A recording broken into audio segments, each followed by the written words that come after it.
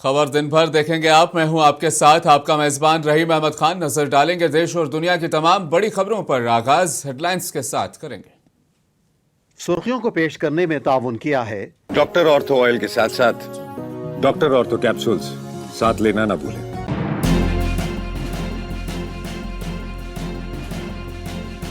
उन्नाव इस्मत रेजी मुतासिरा के खानदान के सोनिया गांधी और राहुल गांधी से मुलाकात। कांग्रेसी कायदीन ने मुतासरीन को इंसाफ तहफ्फुज का दिलाया यकीन।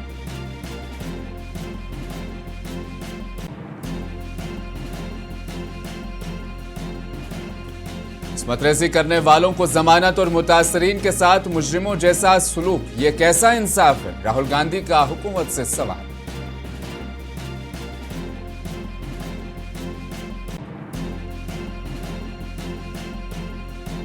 इमरान प्रतापगढ़ी ने अरावली हिल्स मामले पर हुकूमत को बनाया शदीद तनकीद का निशाना। पहाड़ों को काट करके सनतदारों को देने की कोशिश का लगाया इल्जाम।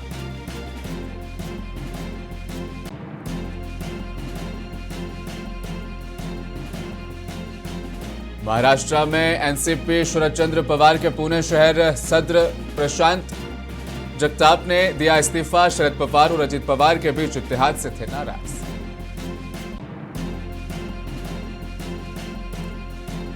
और अमेरिका ने जौहरी मुज़ाकरात की बहाली के मामले पर रास्त बातचीत पर जाहिर की रजामंदी।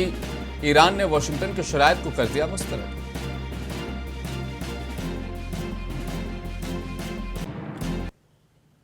दिल्ली हाईकोर्ट की जानिब से बीजेपी के साबिक एमएलए कुलदीप सिंह सेंगर की जेल की सजा को मुअत्तल करने का मामला संगीन होता जा रहा है। उन्नाव इस्मत रेजी के मुतासिरा और उसकी मां के साथ मुबैना तौर पर सिक्योरिटी एहलकारों के बर्ताव पर लोगों में शदीद नाराजगी देखी जा रही है। इत्तलात और ऐन शाहिदीन के मुताबिक बुध के रोज दिल्ली में सिक्योरिटी एहलकारों ने उन्नाव इस्मत रेजी मुतासिरा और उसकी मां को मीडिया से खिताब करने से रोक दिया। सीआरपीएफ के एक अफसर के मुताबिक मंडी हाउस या इंडिया गेट पर एहतजाज के लिए इजाजत नहीं दी गई थी और हुक्काम उन दोनों को जंतर मंतर या वापस उनके रिहाइशगाह पर ले जाने का इरादा रखते थे। बाद में मुतासिरा के वालिदा ने इल्जाम लगाया कि सिक्योरिटी एहलकारों ने उसे जबरदस्ती उसकी बेटी से अलग किया। हमें इंसाफ नहीं मिला, ऐसा लगता है कि वो हमें मारना चाहते हैं।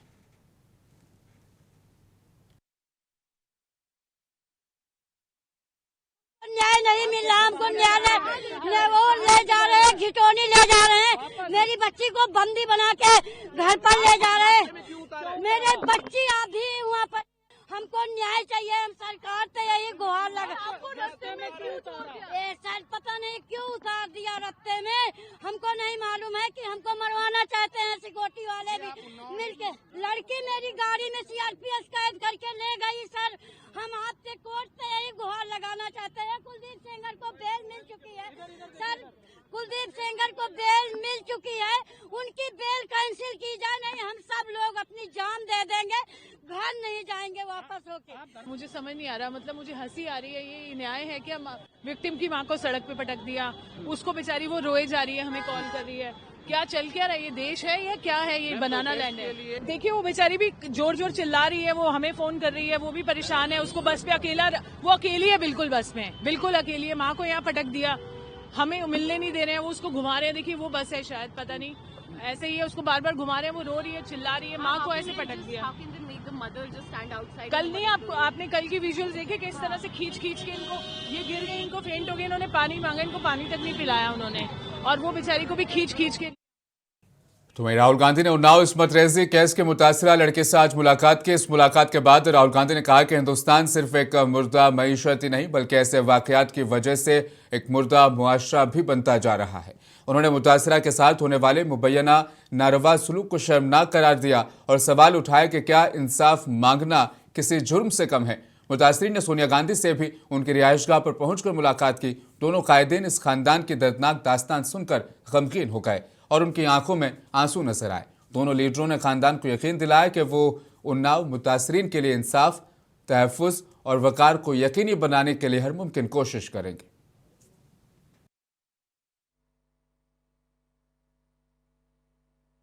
मैंने तो प्राइम मिनिस्टर से भी मिलने की गुहार लगाई, राष्ट्रपति महोदय से भी मिलने की गुहार लगाई, मैं प्रधानमंत्री से भी मिलने की गुहार लगाई। मैंने सबसे मिला लेकिन हमसे कोई भी नहीं मिला। और राहुल भैया का सामने से फोन आया और सामने से हमको बुलाया और मैं उनसे मिलने गई। उन्होंने मुझे न्याय का आश्वासन दिया और न्याय की लड़ाई के लिए आगे के लिए बोला है। तो यही है कि हमें न्याय दीजिए। आप लोगों से यही उम्मीद है कि मेरी आवाज आगे तक बढ़ाइए और मुझे न्याय दिया जाए। कि हम आपको बुला के मिला, आपका दुख दर्द हमने समझा, आपको न्याय दिवाएंगे, आपके साथ हम खड़े रहेंगे, हेल्प करेंगे, आपके न्याय दिलाने की हम गुहार लगाएंगे। हाँ, उनकी मम्मी से मुलाकात हुई, राहुल गांधी से भी हुई और मेरी माँ सोनिया गांधी भी मिली। बहुत अच्छा लगा हमको उनसे मिलते हुए। ना प्रधानमंत्री ने हमको मिला, ना हमको मुख्यमंत्री ने मिला, हमको कोई सरकार, केवल राहुल गांधी और सोनिया गांधी। राहुल गांधी ने कुलदीप सिंह सेंगर को दिल्ली हाईकोर्ट की जानिब से मशरूत जमानत दिए जाने को मायूसकुन करार देते हुए अदालती निजाम पर सवाल उठाया। राहुल गांधी ने सवाल किया कि क्या एक इज्तिमाई असमत दरी के मुतासिरा के साथ ऐसा सुलूक मुनासिब है? क्या उसकी वाहिद गलती यह है कि वो इंसाफ के लिए आवाज़ उठाने की हिम्मत कर रही है? राहुल गांधी ने पूछा, इसमत दरी करने वालों की जमानत और मुतासरीन के साथ मुजरिमों जैसा सुलूक, ये कैसा इंसाफ है?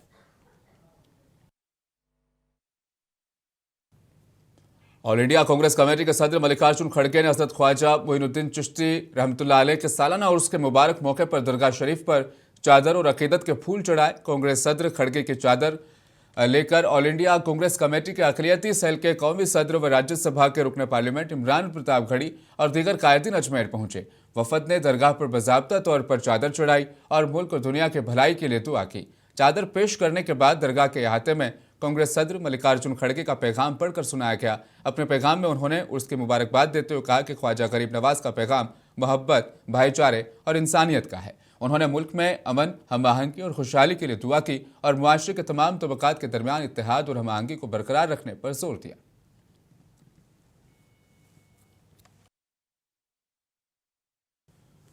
All India Muslim personal law board के जनरल सेक्रेटरी मौलाना मोहम्मद फजलुर रहीम मुजद्दिदी ने उन रियासतों के वक्फ इमला के मुतवल्लियान और वक्फ बोर्ड के चेयरमैनों से अपील की है कि वो फौरी तौर पर वक्फ इमला की अपलोडिंग के लिए अपनी अपनी रियासतों के वक्फ ट्रिब्यूनलों से रुजू करें, जहां पर अब तक कोई सहूलत नहीं मिली है।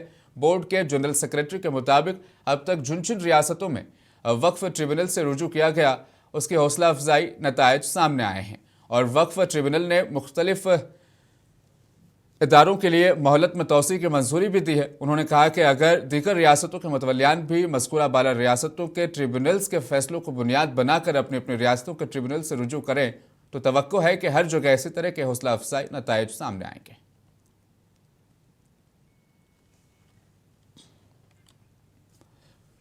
कांग्रेस के सीनियर लीडर इमरान प्रतापगढ़ी ने अरावली हिल्स मामले पर हुकूमत पर शदीद तनकीद की। उन्होंने रियासती व मरकजी हुकूमत को जल, जंगल और जमीन का दुश्मन करार दिया। उन्होंने इल्जाम लगाया कि पहाड़ों को काट के सनतकारों को देने की कोशिश की जा रही है। राज्य सरकार भाजपा की और केंद्र सरकार दोनों जल, जंगल और जमीन की दुश्मन है। ये पहाड़ों को काट करके उद्योगपतियों को दे देना चाहते हैं। दिल्ली गैस चैम्बर बनी हुई है और अरावली पर्वतमाला राजस्थान से लेकर हरियाणा होते हुए दिल्ली तक को जोड़ती है। क्या राजस्थान के लोग चाहते हैं कि राजस्थान भी दिल्ली जैसा गैस चैम्बर बन जाए? अगर ऐसा नहीं चाहते हैं तो अरावली पर्वतमाला को बचाइए। दरअसल भाजपा अपने उद्योगपति दोस्तों को फायदा पहुंचाना चाहती है और उसके लिए तमाम बहाने की कांग्रेस का शासनकाल, ये वो दे दीजिए, कांग्रेस का शासनकाल, हमारी सरकार बनवा दीजिए, हम नहीं एक पत्थर वहां से नहीं टूटने देंगे। दरअसल भाजपा यही काम करती है। इसी तरह से मनरेगा का नाम बदलने का बहाना लेकर के पूरी योजना बर्बाद करना चाहते हैं, मजदूरों का अधिकार छीनना चाहते हैं, उनकी रोजी रोटी छीनना चाहते हैं और इधर अरावली पर्वतमाला पे किसी और का नाम जोड़ करके अपने उद्योगपति दोस्तों से खनन करवाना चाहते हैं। ये पूरा मुद्दा है। कांग्रेस मजबूती के साथ देश की संसद में भी इस दोनों मुद्दों पे खड़ी थी और सड़क पर भी खड़ी है। हम अरावली पर्वतमाला के लिए जो भी बुलडोजर उसे ढहाने के लिए आगे बढ़ेगा, कांग्रेस का एक एक नौजवान कार्यकर्ता उस बुलडोजर के सामने खड़ा। महाराष्ट्र के पुणे में सियासी हलकों में आज उस वक्त हलचल मच गई जब एनसीपी शरद पवार ग्रुप के पुणे शहर सदर प्रशांत जगताप ने मीडिया के सामने अपने ओहदे से इस्तीफा देने का ऐलान कर दिया। प्रशांत जगताप ने वाज़ेह किया कि फिलहाल उन्होंने किसी भी दूसरी सियासी जमात में शमूलियत का कोई फैसला नहीं किया है।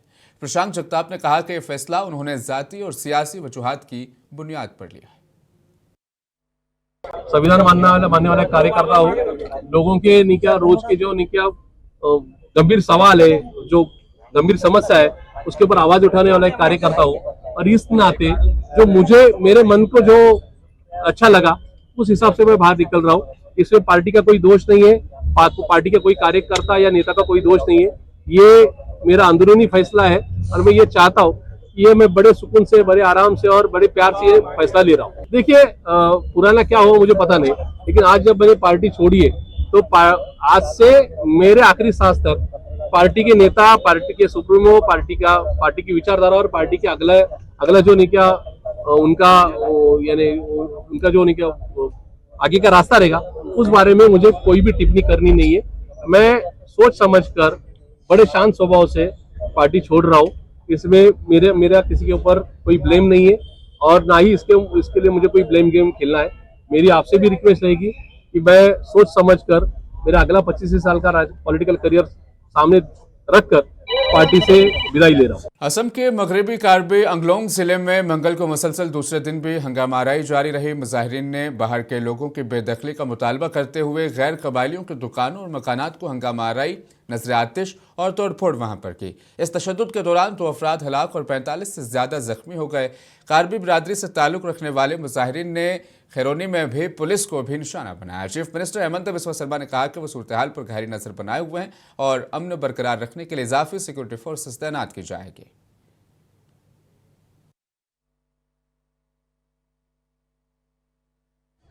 देखिए, आप सबने देखा है कल एक बहुत दुखद घटना हुई है। ऐसी घटना का किसी को लाभ नहीं होता।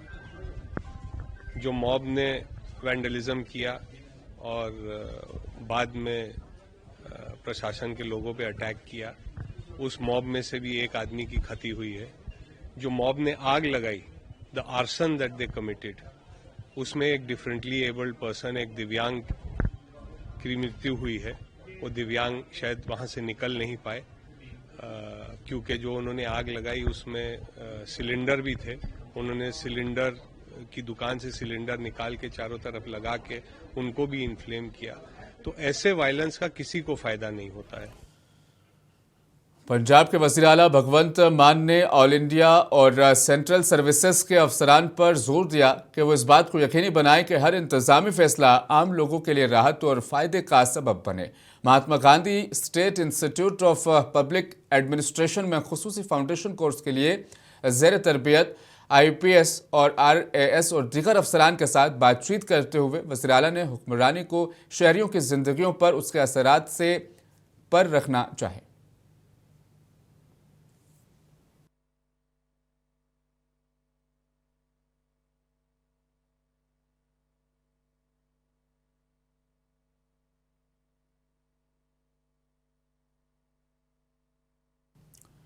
राजस्थान के वज़ीर आला भजनलाल शर्मा ने सीकर जिले के रामगढ़ शेखावटी का दौरा किया, जहां सीएम ने कई तरक्याती प्रोजेक्टों का इफ्तिताह किया और संग बुनियाद भी रखा। इस मौके पर भजनलाल शर्मा ने कहा कि राजस्थान को तरक्की की रफ्तार को मजीद तेज करने के लिए हुकूमत इक़दाम कर रही है।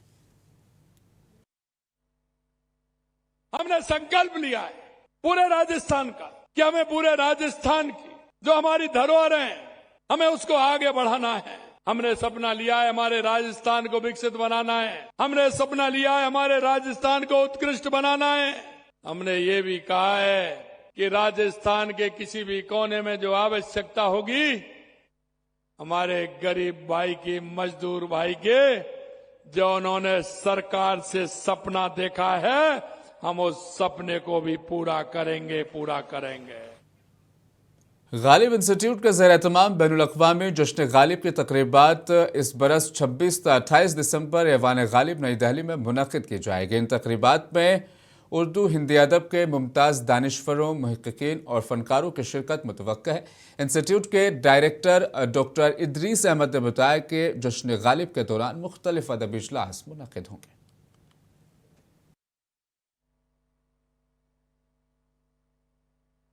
अब ये मौजूद है इस वक्त गालिब इंस्टीट्यूट के अंदर, जहां पर एक प्रेस कॉन्फ्रेंस का एहतमाम किया गया था। हमारे साथ खास बातचीत करने के लिए मौजूद है गालिब इंस्टीट्यूट के डायरेक्टर डॉक्टर इदरीस साहब। सर, क्या प्रोग्राम है, कब से प्रोग्राम हो रहा है, प्रोग्राम की तफसीलात से आगाह कीजिए। देखिए, गालिब तकरीबात का एहतमाम 26 दिसंबर को शाम 5 साढ़े 5 बजे उसका इफ्तिताह अमल में आएगा। इस मरतबा जश्न गालिब तकरीबात के तहत बैनुल अक़वामी सेमिनार मुंशी प्रेमचंद पर है, मुंशी प्रेमचंद ज़हन ज़माना और आर्ट, जिसका इफ्तिताह फरमाएंगे जनाब अशोक वाजपेयी साहब, जिसके मेहमान खुसूसी हैं जनाब आलोक राय साहब।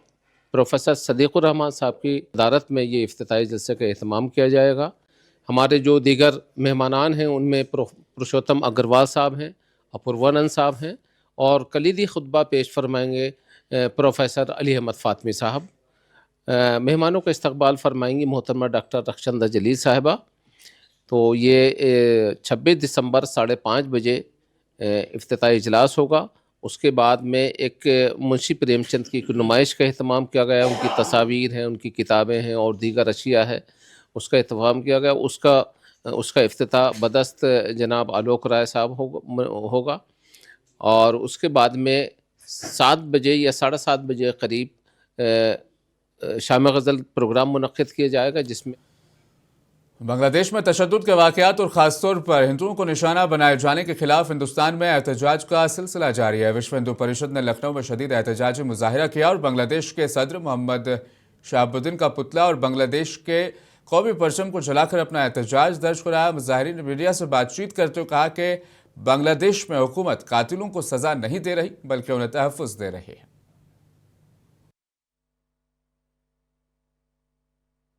बांग्लादेश सरकार को वहाँ के हिंदुओं की सुरक्षा करनी चाहिए, जो मंदिर है उनकी सुरक्षा करनी चाहिए।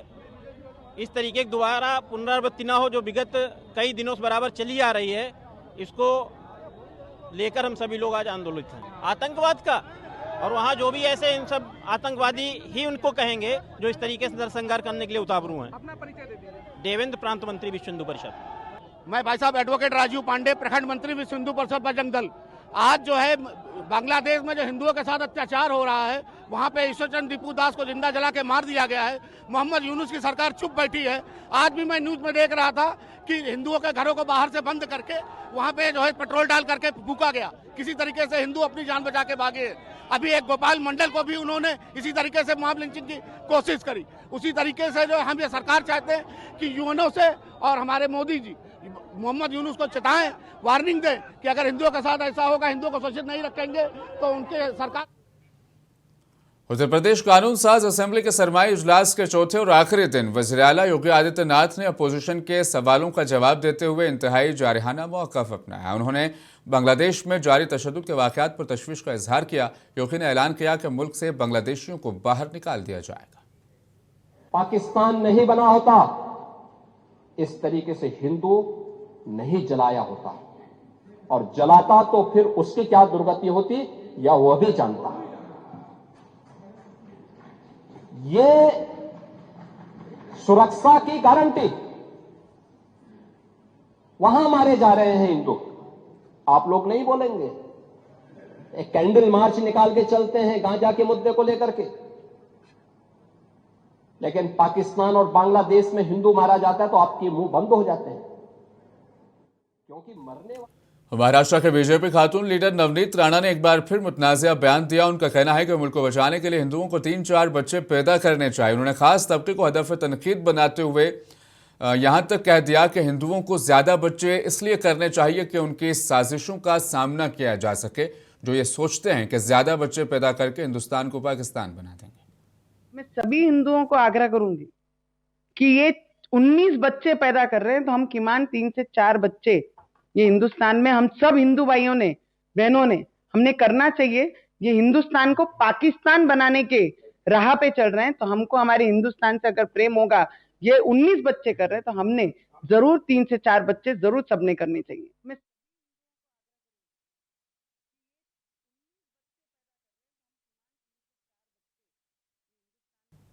अमेरिका की कांग्रेस में पेश की गई पेंटागन की एक ताज़ा रिपोर्ट में हिंदुस्तान और चीन के ताल्लुकात से जुड़े कई हसास हक़ाइक़ का इंकशाफ किया गया। रिपोर्ट के मुताबिक चीन ने अरुणाचल प्रदेश पर दावे को बीजिंग के बुनियादी कौमी मफादात का हिस्सा करार दिया। इसी रिपोर्ट में चीन और पाकिस्तान के दरमियान बढ़ते हुए फौजी और स्ट्रेटेजिक ताउन पर भी तफसीली रोशनी डाली गई। पेश है इस खुफिया रिपोर्ट का तफसीली जायजा। चीन ने हिंदुस्तान की रियासत अरुणाचल प्रदेश को अपने अहम कौमी मफादात में शामिल कर लिया है। इस बात का इंकशाफ अमेरिका की एक रिपोर्ट में हुआ है, जो अमेरिकी महकमे दिफा पेंटागन ने कांग्रेस में पेश की। रिपोर्ट के मुताबिक चीन ने अपने नाम नेहाद बुनियादी कौमी मफादात का दायरा बढ़ा दिया है, जिनमें अब ताइवान, जनूबी चीन समुंदर, सेनकाको जज़ायर और अरुणाचल प्रदेश शामिल हैं। चीन इन इलाकों पर अपने दावों को 2049 तक चीनी कौम की तरक्की और ताकत बनने के हदफ से जोड़ता है। पेंटागन की रिपोर्ट में कहा गया है कि चीन खास तौर पर ताइवान को अपने साथ मिलाने को कौमी तरक्की के लिए ज़रूरी समझता है। इस मकसद के तहत चीन एक मजबूत और जदीद फौज तैयार कर रहा है जो किसी भी जंग में लड़ने और जीतने की सलाहियत रखती हो। रिपोर्ट में चीन और पाकिस्तान के दरमियान बढ़ते हुए फौजी ताउन पर भी तशवीश जाहिर की गई है। चीन पाकिस्तान के साथ JF-17 लड़ाका तैयारे मुश्तरका तौर पर तैयार कर रहा है, जबकि पाकिस्तान चीनी J-10 जंगी तैयारों का वाहिद खरीदार है। इसके अलावा चीन ने पाकिस्तान को मुसल्लह ड्रोन फराहम किए हैं और बहरी शोबे में भी वो पाकिस्तान का बड़ा शिराकतदार बन चुका है। पाकिस्तान चीन से 8 जदीद युआन क्लास आबदोज खरीद रहा है, जिनकी मालियत तकरीबन $3 अरब है। चीन ने अपने कौमी मफादात पर रोशनी डालते हुए कहा कि चीनी कम्युनिस्ट पार्टी की हुकूमत बरकरार रखना, माशी तरक्की और अपने इलाकाई और खुद मुख्तारी के दावों का दिफा और इनमें तोसी मुल्क के अहम तरीन मकासद हैं। ब्यूरो रिपोर्ट, मुंसिफ TV। लीबिया के आर्मी चीफ कई सीनियर ओहदेदारों के हमरा तुर्किया में तैयारा हादसे में जाँ बहक हो गए। हादसा उस वक्त पेश आया जब उनका तैयारा अंकारा की फिजा पर परवाज करते हुए रेडार से गायब हो गया। तुर्क हुक्काम ने बताया कि तैयारा बल्कि निज़ाम में खराबी के बायस यह हादसा पेश आया। पेश तफसीली रिपोर्ट। लीबिया के वज़ीर-ए-आज़म अब्दुल हमीद दबीबा ने तस्दीक की है कि तुर्किया के दारुल हुकूमत अंकारा के करीब तैयारा हादसे में लीबिया के army chief of staff lieutenant general Mohammed Ali al Haddad समेत कई आला अस्करी हुकाम जाँ बहक हो गए हैं। वज़ीर-ए-आज़म अब्दुल हमीद दबीबा ने सोशल मीडिया प्लेटफॉर्म एक्स पर जारी बयान में कहा कि उन्हें यह अफसोसनाक खबर इंतहाई दुख और सदमे के साथ मौसूल हुई। उन्होंने तस्दीक की कि हादसे में army chief Mohammad Ali al Haddad और उनके वफ्द के अरकान जान की बाजी हार गए। जाँ बहक होने वालों में बर्री अफवाज के chief of staff, military manufacturing authority के सरबराह, आर्मी चीफ के मुशीर और मीडिया ऑफिस के फोटोग्राफर भी शामिल हैं। अब्दुल हमीद दबीबा ने बताया कि यह हादसा तुर्किया के सरकारी दौरे के बाद वापसी के दौरान पेश आया। ताहम उन्होंने हादसे की मजीद तफसीलात फराहम नहीं की। उन्होंने इस वाक़े को मुल्क और मुसल्लह अफवाज के लिए एक बड़ा नुकसान करार देते हुए कहा कि लीबिया ने ऐसे अफराद खो दिए हैं जिन्होंने खुलूस, नज़्म व ज़ब्त और कौमी जज्बे के साथ मुल्क की खिदमत की। वज़ीर-ए-आज़म ने जाँ बहक अफराद के अहल खाना, फौजी साथियों और लीबिया के अवाम से ताज़ियत का इजहार किया। दूसरी जानिब तुर्किया के वज़ीर दाखिला अली परलिकाया ने बताया कि लीबिया जाने वाला निजी तैयारा जिसमें लीबिया के आर्मी चीफ सवार थे, अंकारा के ज़िले हायमाना में गिरकर तबाह हो गया है और इसका मलबा मिल गया है। तुर्क हुक्काम ने तस्दीक की है कि लीबिया के army chief general Mohammed Ahmed al Haddad का तैयारा बरक़ी निज़ाम में खराबी के बायस गिरकर तबाह हुआ। हादसे से कबल तैयारे ने एयर ट्रैफिक कंट्रोल टावर को बरक़ी खराबी के बायस हंगामी सूरत हाल से आगाह किया था और फौरी लैंडिंग की इजाज़त तलब की गई थी। अमले ने अंकारा के एयरपोर्ट पर हंगामी लैंडिंग का फैसला किया, ताहम वापसी के दौरान तैयारे से राब्ता मुनक़ता हो गया। अंकारा के प्रोसिक्यूटर जनरल ऑफिस ने हादसे की वजूहात जानने के लिए बाकायदा तहक़ीक़ात शुरू कर दी हैं। ब्यूरो रिपोर्ट, मुंसिफ TV। अमेरिका और ईरान के दरमियान अक़वाम मुत्तहिदा के सलामती कौंसिल में सख्त जुमलों का तबादला हुआ है। अमेरिका ने एक बार फिर वाज़ेह किया कि वह जौहरी मुज़ाकरात की बहाली के मामले पर बराह रास्त मुज़ाकरात के लिए तैयार है। ताहम ईरान ने वाशिंगटन की शराइत को मुस्तरद कर दिया है। पेश है तफसीली रिपोर्ट। अक़वाम मुत्तहिदा में अमरीकी मिशन की सफ़ीर और वज़ारत ख़ारजा की साबिक़ तर्जुमान मॉर्गन ऑर्टागस का कहना है कि अमरीका अब भी ईरान के साथ बाज़ाब्ता मुज़ाकरात के लिए तैयार है, लेकिन सिर्फ उसी सूरत में जब तेहरान बराह रास्त और संजीदा बातचीत पर आमादा हो। सलामती कौंसिल के इजलास से खिताब करते हुए उन्होंने वाज़ेह किया कि अमरीका मीडिया के सामने अवामी नौइयत के मुज़ाकरात नहीं करेगा। उनके मुताबिक अमरीकी सदर डोनाल्ड ट्रंप अपने सदारती अदवार के दौरान ईरान की तरफ सिफारतकारी का हाथ बढ़ाते रहे हैं। दूसरी जानिब अक़वाम मुत्तहिदा में ईरान के सफ़ीर अमीर सईद ईरवानी ने कहा है कि ईरान उसूलों पर मबनी सिफारतकारी और हकीकी मुज़ाकरात के लिए मुकम्मल तौर पर पुरज़्म है। ईरानी सफ़ीर का कहना था कि अब ये फ्रांस, बरतानिया और अमरीका पर मुनहसर है कि वो अपना रवैया तब्दील करें और एतमाद की बहाली के लिए ठोस और काबिल भरोसा इक़दामात करें।